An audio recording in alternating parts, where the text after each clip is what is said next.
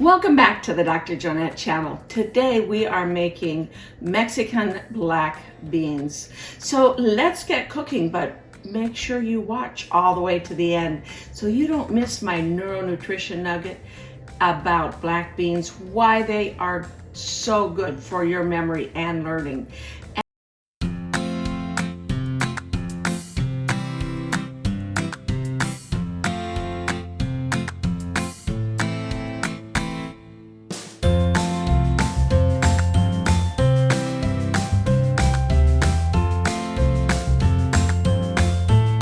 We are making our Mexican black beans in the Instant Pot. I like to use dried black beans instead of the canned black beans. I'm going to start by adding a couple of tablespoons of extra virgin olive oil to the Instant Pot. The reason I like to use dried beans instead of canned beans, even though they coat the cans that they can the beans in, I'm still not convinced that there may be some residual that gets into the beans from the metals, from the chemicals that are in the can. So I just play it safe and use organic black beans. Also, it's a lot less expensive. So if you're on a budget and trying to save money, this is a great way to save money. Instead of purchasing beans in the can, get an Instapot, use the Instapot. It's a bit of money up front. If you go to my website, growwithdrjonette.com, click on the shop button and then search Instant Pot, and you will find a link there that you can follow to purchase an Instant Pot. A bit of an investment up front, but worth it. And it'll pay for itself in no time at all. So to the Instant Pot, I've added some olive oil. It's starting to get hot now. I put the Instant Pot on saute, and I am going to saute the onions and the garlic. I like to roast my garlic, but if you don't have roasted garlic, just use regular garlic, 2 cloves of regular fresh garlic, or I have here 4 cloves of diced roasted garlic that I'm adding to my Instant Pot as well. And we're going to saute those up for about 3 or 4 minutes until the onions are translucent. The recipe also calls for a ½ cup of roasted red peppers. And if you don't have roasted red peppers, go ahead and use fresh peppers. Add them to the pot at this stage. I like to add the roasted red peppers at the very end of cooking them. It adds a nice little pop of color within the beans. The roasted red peppers, they're soft and delicious, and add a little interest to your Mexican style black beans. While I am sauteing the onions and garlic, let's talk about our simplest smart tip. For my simplest smart tip, it's about roasted red peppers. At the end of the season, I have so many red peppers that I don't know what to do with. And well, I could give them away, and there's other things I can do with them, but what I like to do with them is I like to roast them all up. I'll have a whole oven full of red peppers that I roast. I then take the seeds out, take the skins off, and I lay them out on a baking sheet. I cover it with some sort of like some parchment paper or saran wrap or something like that, and I lay them out on it and freeze them so that they freeze individually. I then vacuum pack them, and then whenever I need a roasted red pepper, because I use so many of them. I use them, for example, in this. I use them in omelets, all kinds of Italian food. I use them in sandwiches. I like to just eat them, put them in a salad. So many ways to use the roasted red peppers. And at the end of the season, it's a great way to preserve all of the red peppers, all the bounty from your garden, the red peppers, so that you'll have them to use throughout the rest of the year. If you found this information helpful so far, thank you for ringing that notification bell so you don't miss any of my recipes, gardening tips, as well as information about health and longevity. I think our onions are pretty much sauteed here. So let's go ahead and finish adding everything else to the pot. Next I'm going to add the spices. I'm adding a half of a diced jalapeno. You could have added that and sauteed it with the onions. I just don't like to saute it with the onions because it tends to make me cough like it just did. In addition to that, I have a teaspoon of smoked paprika.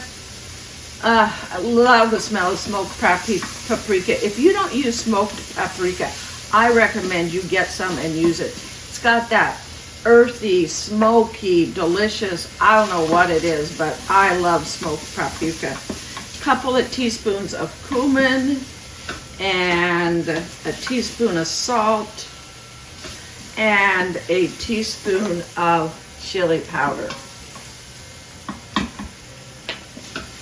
In addition to that, now we've got this kind of all sticking a little bit on the bottom of our Instant Pot, which is great because we're going to take some vegetable broth. You could use water, but I've got 2 cups of vegetable broth here that I'm adding to the Instant Pot. And I like to can my own vegetable broth, but purchase vegetable broth. But actually purchase the stock. I like the stock better. Now let that kind of deglaze your pot. Add your beans. And now we're going to go ahead and put the lid on our Instant Pot. We're now ready to put the lid on our Instant Pot and then increase your time to 35 minutes. And make sure your lid is locked in place, locked in position, and the vent is closed. It's gonna just do its thing. In 35 minutes, it will be ready to eat and enjoy. While our Mexican style black beans are cooking, let's talk about our neuronutrition nugget. Today's neuronutrition nugget is about black beans and all the reasons that you should be incorporating not just black beans, but beans in general into your diet. Number one, if you're vegan, they're a great source of protein for you. But if you're not vegan, they also have many additional benefits for your brain as well as your body, your gut specifically. They're a good prebiotic. In other words, they have fiber that helps feed your gut. They also help regulate your glucose. Your brain needs a steady supply of glucose in order for it to function properly. And the way beans are, because they're a high fiber, complex carbohydrate, they are digested slowly and their sugar content is slowly released into your blood, helping you have a steady state of blood sugar so that your brain gets a constant supply of sugar or glucose. In addition to that, if you're diabetic or pre-diabetic, black beans are a good food that you can eat in moderation to help not have those blood sugar spikes. And lastly, black beans, the anthocyanins in them, that's what gives the color of the beans black, by the way. And it's those particular compounds within the bean that act as an anti-inflammatory in your brain and your body. Inflammation in the brain, research has now shown that inflammation in the brain is a big contributor, in fact, probably the main contributor to cognitive decline and Alzheimer's dementia. So by adding black beans, things with anthocyanins, those are anything that's dark in color, purple, black, and even red, to your diet, you are doing your brain a favor.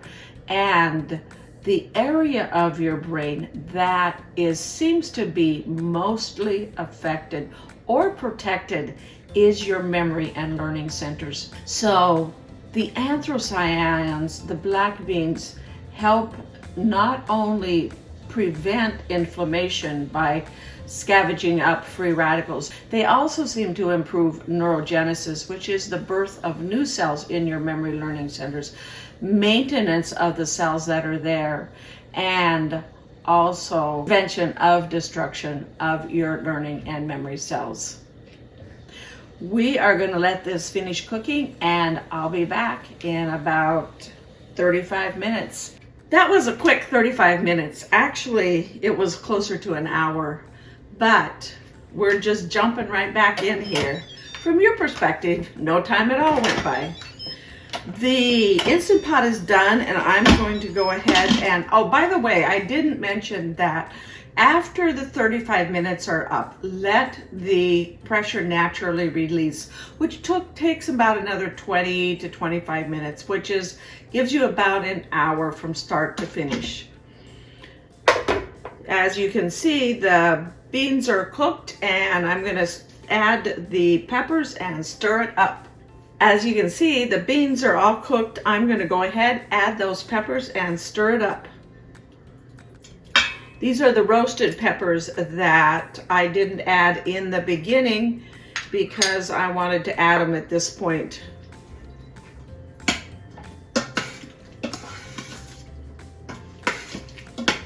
And there is still a little bit of some juice in the Instant Pot still, which is fine. We'll go ahead, and when we scoop the beans out of the Instant Pot, they're nice and soft. I actually like a little extra juice in the Instant Pot to make sure that the beans don't absorb all the moisture and then start to get dry.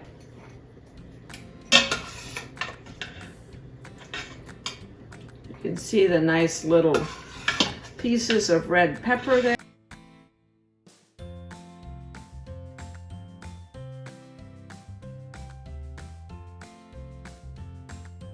Once you have all of the beans scooped out, go ahead, and I usually add a little garnish of a little bit of cilantro, and a few pieces of cilantro, and a couple of lime wedges.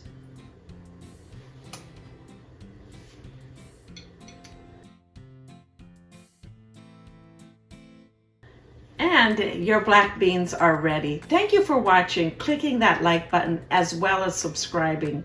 And go to my website at growwithdrjohnette.com to see this full recipe as well as instructions. When you go to my website, also check out my gardening tips as well as my health and longevity tips. And we'll see you next time on Grow with Dr. Johnette. Thank you again so much for watching.